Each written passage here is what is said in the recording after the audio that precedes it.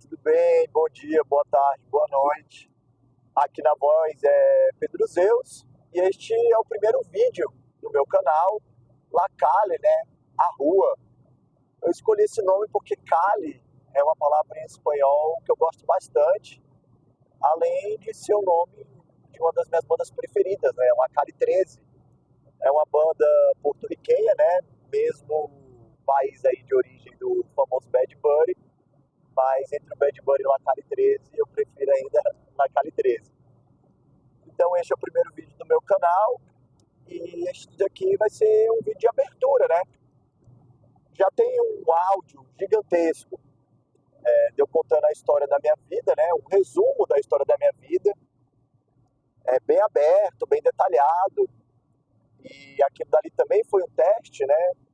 Para saber como que esse microfone iria captar o áudio e se o barulho aqui no cenário, que geralmente eu vou gravar os vídeos, eu acho que até apareceu aí a voz do Waze, se o barulho aqui do cenário do carro, né, da estrada, do ar-condicionado, da mexedeira aqui do apoio do celular, não atrapalha o áudio do vídeo. E realmente ficou um áudio tolerável, um áudio, né, que dá para compreender bem. Eu também já fiz um vídeo teste para ver se o áudio do microfone junto com o vídeo aqui funciona bem também, mas posto essas questões operacionais, vamos para o que importa, né, que é os objetivos deste canal.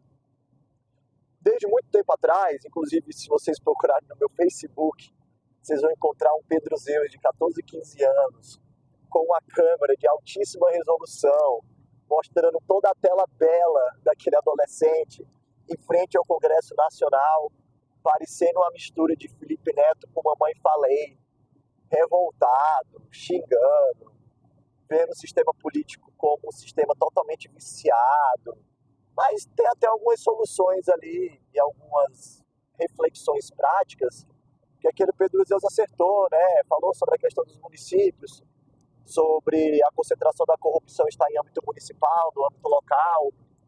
Hoje a gente entende que tem a questão do Legislativo Federal e a relação que esse Legislativo Federal tem com as municipalidades, né, de muitos deputados federais, tem os seus próprios prefeitos, seus próprios vereadores hoje em dia, principalmente em decorrência do surgimento e do fortalecimento do orçamento secreto de 2019 até o presente ano, né, ano de 2026, o ano que está sendo gravado esse vídeo. Mas, de qualquer forma, há muito tempo que eu quero expor opiniões, ideias políticas minhas, e expor de uma forma pragmática, né? De uma forma séria. Não estou dizendo que outras pessoas expõem de forma rasa e de forma irresponsável, mas sim, existem pessoas que fazem isso. Mas eu também venho acompanhando uma bolha de discussão, principalmente no meio trabalhista, né? Por exemplo, o Felipe Crepe, o Tamir, são alguns do mundo trabalhista, esses são os dois que eu mais acompanho e que eu gosto bastante de acompanhar, que trazem uma discussão mais sóbria para o debate. Um outro grupo, que é uma polêmica, né, dentro do campo progressista e até mesmo dentro do campo da direita e da extrema-direita, é o MBL. E eu vou falar muito sobre o MBL aqui no meu canal. Inclusive, eu não tenho medo da minha fala ser uma propaganda para os caras, porque eu acho que esse meu canal não vai ter nenhum engajamento e não é nenhuma questão de autoestima, é só uma análise pragmática mesmo. O algoritmo é fogo, eu vou fazer vídeos nesse formato, né, conversando de forma horizontal com vocês aqui, enquanto eu dirijo, soltando ideias, né, que vierem aqui na minha cabeça, mas eu vou falar muito sobre o MBL, né, o Movimento Brasil Livre, e também o partido A Missão, ou o partido Omissão, como eles não gostam de chamar exatamente, porque forma, né, a palavra omissão, né, se a gente considera o partido Missão e não a missão, né, como eles querem que o nome seja divulgado. Mas eu vou falar muito sobre eles porque eles trazem um discurso autoritário, sim, na base das propostas.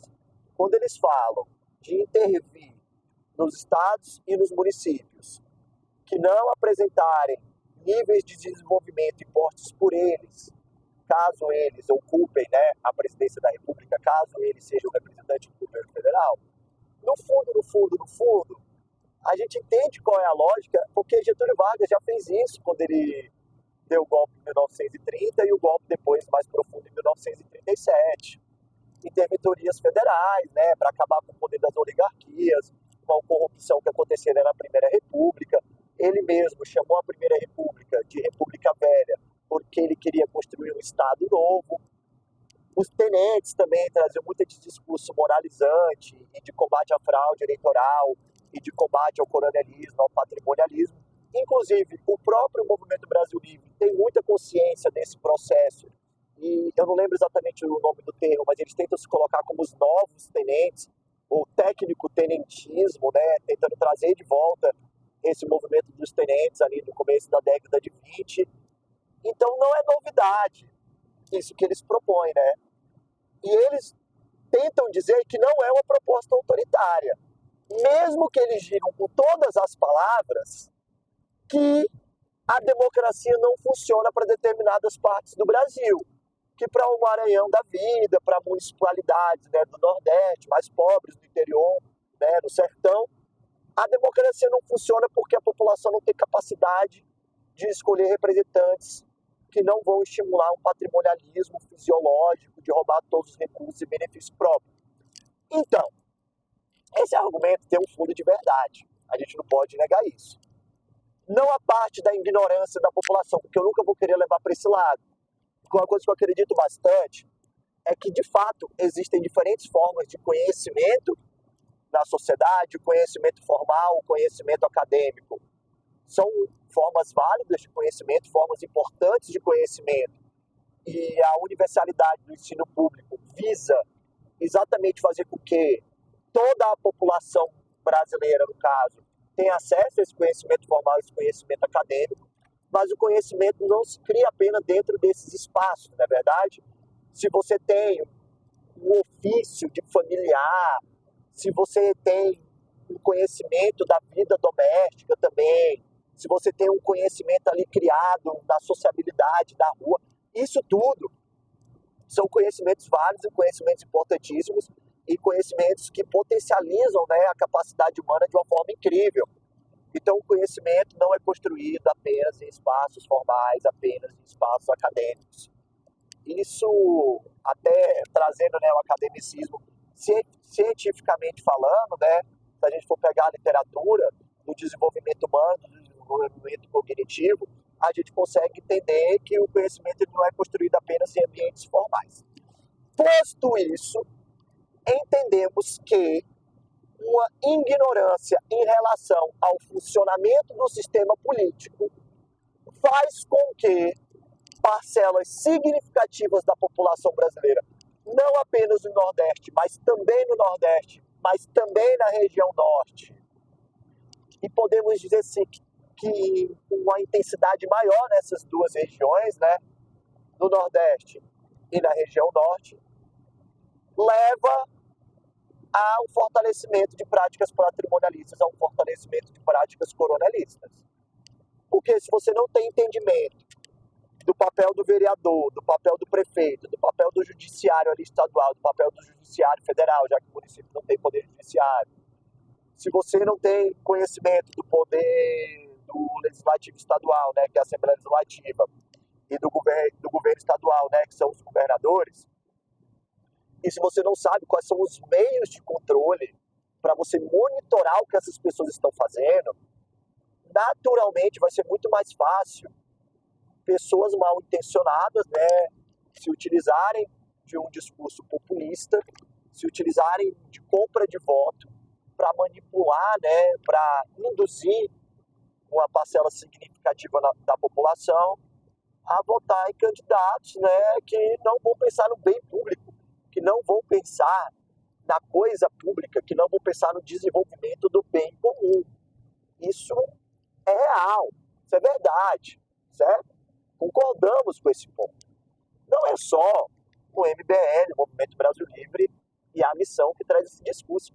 Quanto mais a gente vai na esquerda radical, mais esse diagnóstico é presente.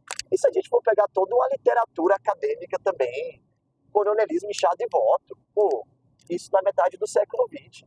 Esse diagnóstico já é feito há muito tempo. Inclusive, Getúlio Vargas e depois ali os governos desenvolvimentistas, né, até 1964, e depois a própria ditadura militar em alguns aspectos, tentou criar um Estado mais impessoal, mais técnico, que pensasse ali no planejamento de médio e longo prazo, né, por meio de políticas públicas. Foi a ditadura que criou o CNPq, por exemplo. Foi a ditadura que criou a Embrapa, por exemplo.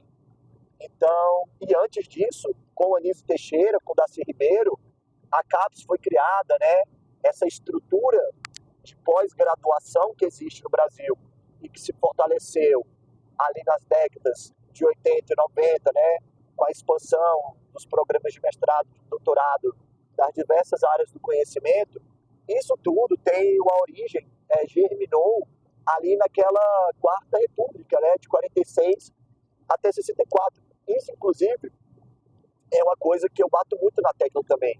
Que aquela república ali, né, aquela Quarta República de 46 a 64, foi um momento da República Brasileira que a gente tinha pensamentos e uma agenda muito mais aberta, radical e com um horizonte de expectativas bem maior do que se tornou a República de 88, né, a Quinta República, a Nova República, principalmente a partir do segundo mandato do Luiz Inácio Lula da Silva.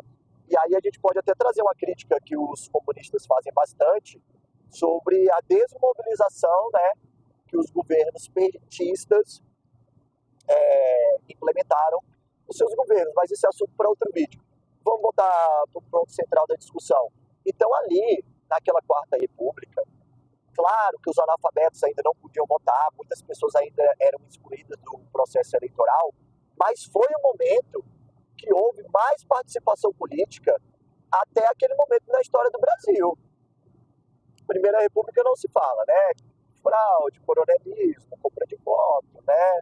Patrimonialismo, né? Todo o domínio ali das oligarquias estaduais, dos grandes latifundiários. Depois ali de 30, né, de 1930 a 1934, a gente ainda tem um fôlego democrático, né? A Aliança Liberal, ela se forma com múltiplos grupos, com múltiplos interesses, mas Getúlio se sobressai, né? O grupo ali dos militares mais autoritários se sobressai dentro ali da Aliança Liberal, até que o golpe de 1937 ele é consolidado, trazendo um anticomunismo muito forte ali, o Plano Cohen, né, que foi um plano inventado